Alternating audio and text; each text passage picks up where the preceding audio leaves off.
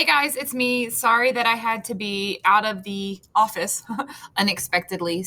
I hope you watch this video and I just want to explain what we're going to be doing today, Wednesday, March 31st. Or actually, I'm making this video on Tuesday, so I'm speaking to the future, to your future self. Ha.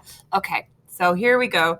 Some of these are the same for each novel and some of them are different. So I'm just going to show you the differences.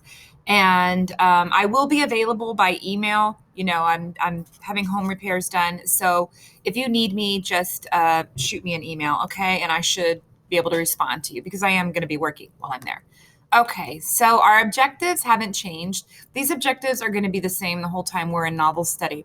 It's going to be about making predictions, analyzing authors' craft and structure, their figurative language, use of literary devices, making connections, um, making mental images in our heads, and writing responses. Okay. Here is our Greek and Latin root, our last one for this week. This is the same on the Outsiders as is on Fahrenheit 451. And the root is mend. So my example word was mandible. Thank you to those in-person students for modeling how y'all are doing it on your own. And I've enjoyed having conversations and coming up with new words with these roots. I'm a real big geek about this stuff.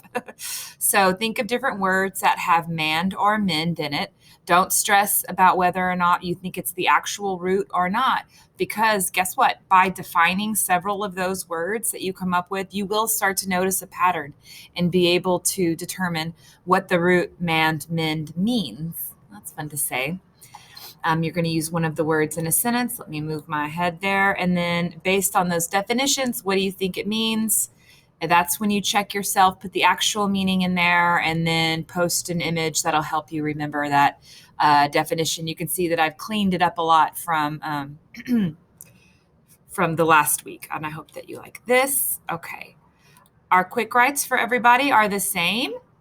So you're just going to make inferences about this photo here, write whatever questions that you may have, and I will reveal it to you next week. I'll have to leave a note for myself to remember to do that, but yes, I will reveal it next week. And these are unique pertaining to each novel. These are the things that I want you to think about as you read. So for Fahrenheit 451, what is the importance of literacy to a society? Do we really need to think and read critically? What happens when a society stops thinking for themselves? Like I told y'all in Fahrenheit 451, this special edition, and it's got an introduction by a colleague and kind of an apprentice of Ray Bradbury, and he said that that's the way that this novel all came about is when TV started to be coming into more and more homes. Mr. Bradbury asked himself, what would happen if everybody just stopped reading? And that was the spawn of this book right there. So let me go ahead and do Fahrenheit, and then I'll flip over to the Outsiders tabs. But Fahrenheit, you're going to read to page 32.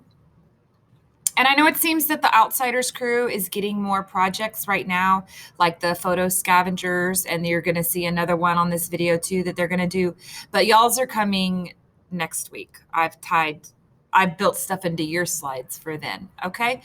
So you're reading to page 32. Now in Actively Learn, for my Fahrenheit folks, you can see, where is it? Keep an eye out on the sides of the margin right here because the pages aren't numbered in Actively Learn, but they are in the HyperDoc. And when I've been making this and using a hard copy and not an online version, so keep an eye out in the margin here because I did make notes to tell you where to stop. Okay. So that's what you're going to be doing. You're going to be reading 15 to 32, and then I picked a passage from it, an excerpt, and you're going to respond to it. And those of you who are virtual and reading Fahrenheit 451, I know there's kind of a lot of cross contamination going on there because I didn't have my license for Actively Learn yet for you to read it. And there's so much that they have embedded in that story. So this week, You are going to be pulling a little bit of a double duty on the slides and in Actively Learn, but next week that won't be the case. Okay. I really like how I pulled this passage and then they did in this book too. So if you have any questions on that, just shoot me an email. Okay. And that's what you're doing for today. Outsiders crew, same objectives, same Greek and Latin root, same quick write, different essential questions. Okay, so as you read chapters 2 and 3, ask yourself, are our judgments of others always accurate? Are you more than what society thinks of you? Should your joy be dependent on your circumstance? That means like where you live and how much money you have and where you go to school and where you're from. What does family mean to you? Ask yourselves these. And then y'all have another project to work on. Oh no. Where is it? Click. There we go. And it'll ask you to make a copy. I'm going to go ahead and make a copy here. Come on. I'm making a video. Don't be so slow.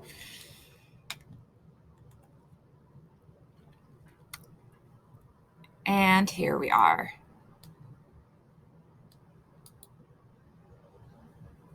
Oh my goodness. Let's just pretend like this is going really well. I can erase this slide and I'm going, oh, this is the copy. Okay, this slide might be in your slides. Don't worry about that because I forced you to make a copy, okay? I forced you. So here's a song to listen to. Find out what the name of your generation is. My in-person students and I just had this conversation today on Tuesday, actually, about different generations. Actually, because we were talking about Greek and Latin roots, because one of my students brought up gen, and I wonder what this means, because we were talking about y'all's Greek and Latin root for Tuesday. And, path. It was path. And so we talked about pathogen, and then we started talking about gen, and I started talking about another grade level that has gen as one of their Greek and Latin roots. And so that brought on a whole conversation. I love ELA. It's cyclical. Okay, so your generation and then some songs of your generation. Okay. Do you disagree or agree with and you're just going to find 2 songs that reflect the attitudes and beliefs of your generation. Okay. So it's just like a little mini project to supplement your reading today. And that's what I have for you. So let me know if you have any questions. Let me figure out where I can stop this video because I always mess it up. And I can stop now. All right, bye.